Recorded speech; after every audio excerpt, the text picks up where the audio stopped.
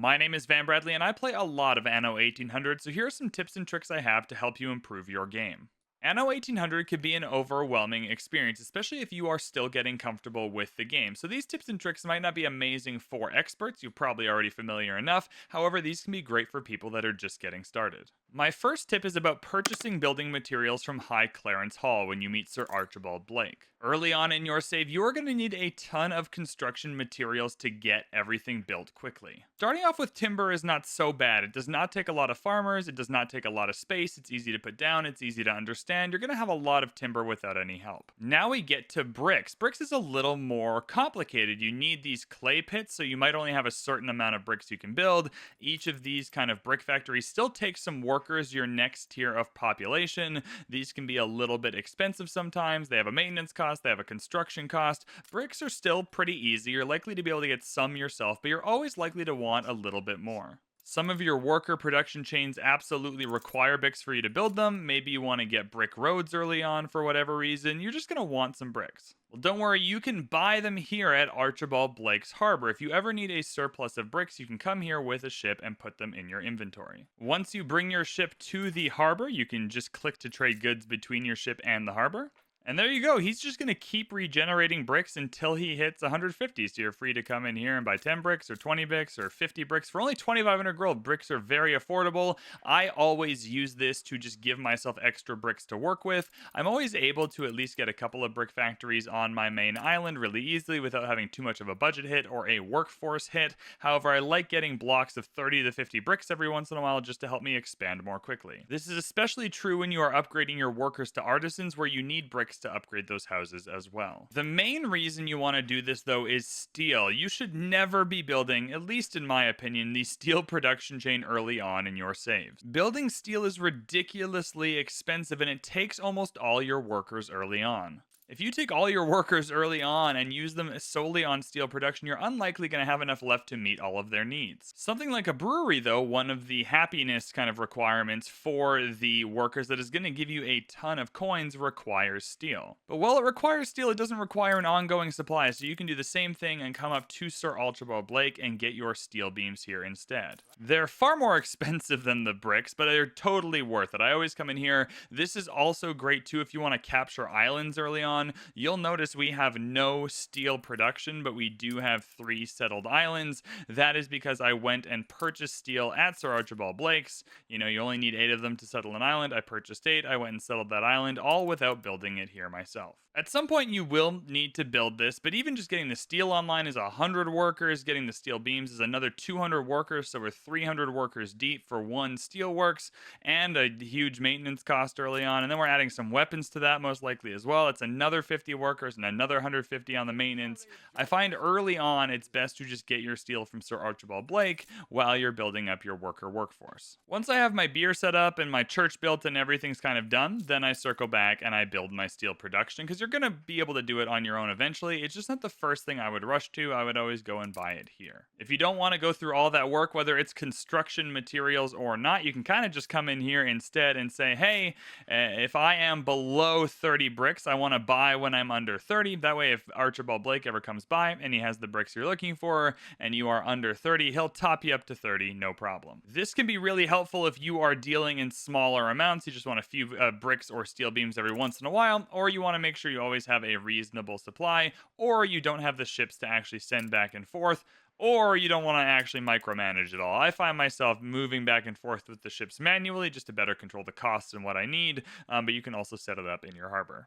The next tip I have for you is selling your excess goods to the NPC traders. This screen looks familiar. We just saw it with Sir Archibald Blake. He was giving us bricks, he was giving us steel. If you need iron or coal, hey, Eli Bleakworth's got you covered. But you'll see he'll also purchase things. He will buy an unlimited amount of potatoes for 32 coins per potato.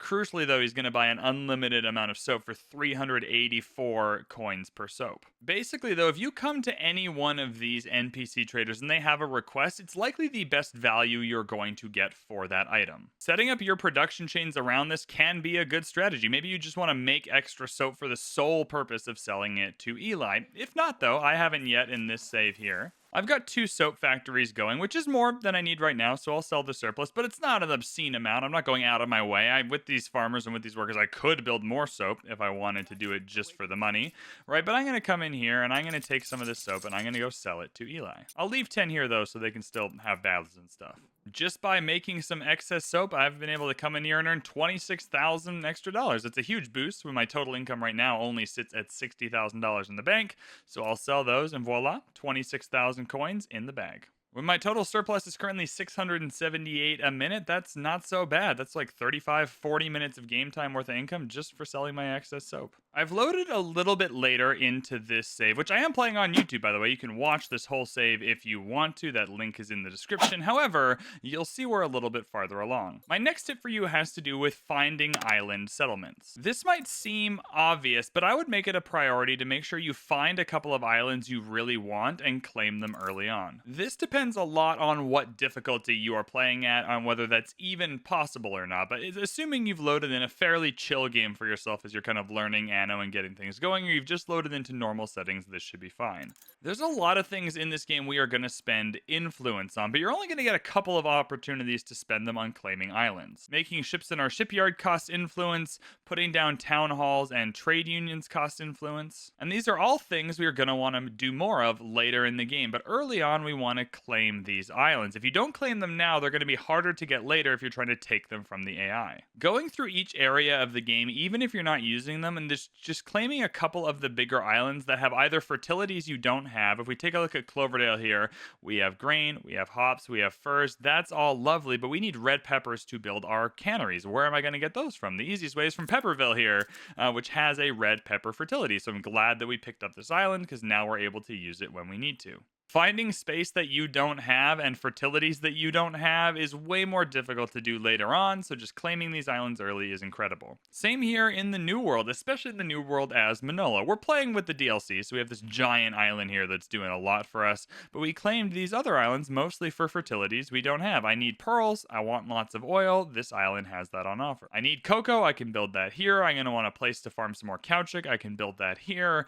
There's some herbs down here as well. There's a lot going on this island that I want, but crucially it's also just a lot of space. 21 oil is not bad either. You can see I have no intention of using this island right now, but by claiming it I've given myself the option of using this space and using these resources later instead of having to take them or find them somewhere else. Even in Cape Trelawney, same thing. We're not even using Crown Falls as like our main big island in this save. So we just got a lot of farmers making a lot of wheat, but we found this island down here that has some really good resources, some fertilities we wanted. It was just a nice big island with some space. We can trade between here and Crown Falls, and that's going to be awesome for us. We're not even that far along in the game. We have one single engineer house, and we still have a ton of extra influence. So it's going to be no problem to use that on all the other things. We've used our influence early on islands, and they're kind of sitting there waiting, and it's going to be very, very helpful early on to be able to use them when we need them. You can see we are now further along in this save. Really, you should go back and watch it. Our engineers are not loading properly. It's weird and wacky and looks silly, but you can see we've electrified a lot of stuff. One of my favorite things to do, though, in Anno 1800, and one of the things I have been doing this entire save is taking a ship. Once you have enough ships to have like an extra one kicking around. I have 2 of them. I sent 2 of them because this is how much I like this strategy. And they just sit outside of Eli Bleakworth's. When I'm not selling him soap, I am on the lookout for some good items he might have. These items are on a countdown though, so if I look and I see an item I want, it resets, and it doesn't even reset on the countdown, so who even knows what's happening? Anyway, I always park about here because Eli has the best items early on for your economy. Everyone else sells items, but like Archibald Blake's are like ship items, and those aren't always the best early on, etc. But Eli here sells some game-changing items. In any case, I just let it go by, and every once in a while I click over here and check in. I don't even really re-roll it early on. That's a little bit expensive, but even something like this, you're new to Anno 1800, you're getting things going.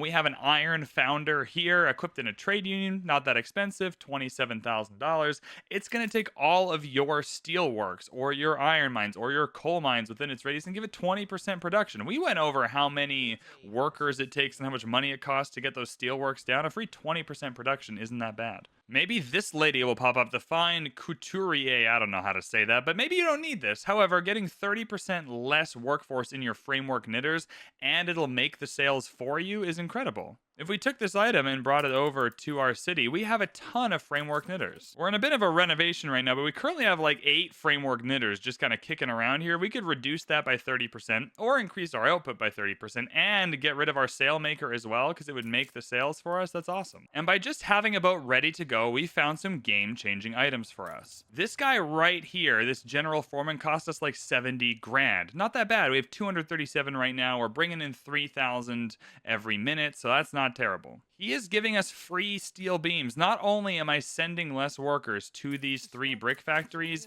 they are giving me free steel beams every 5th time they make a set of bricks. That's a lot more construction material. I can either then choose to tone down my own, get my workers back, etc., or I could just take those extra steel beams and build things more quickly. I've been able to get my electricity, these railroads, everything up more quickly because I have these additional steel beams. More crucially, though, I found this cementer, an item I didn't even really know existed. I've certainly never used it before. He takes the concrete factory at the engineer level and takes the input and makes it clay. This means we are building concrete with just clay, which we have so easily, and some iron bars, which we have very easily. Instead of having to find it, we don't even have any on this island. We have no way on Cloverdale of getting cement, and because of this one item that costs like $25,000, we don't need to figure that out. Regardless of even having the cement, it just takes more workers. It's more of a maintenance cost. It's easier to find the clay anyway. This has just been a huge win for us. Again, just having a boat there, we found this amazing town hall item where any artisan that has the variety theater need met, which is right here, since all of these artisans, gets free rum and free canned food. So that's less rum that we have to bring in from the New World by a significant margin. It's almost every artisan, so I'm not bringing in that much rum to get all of these artisans.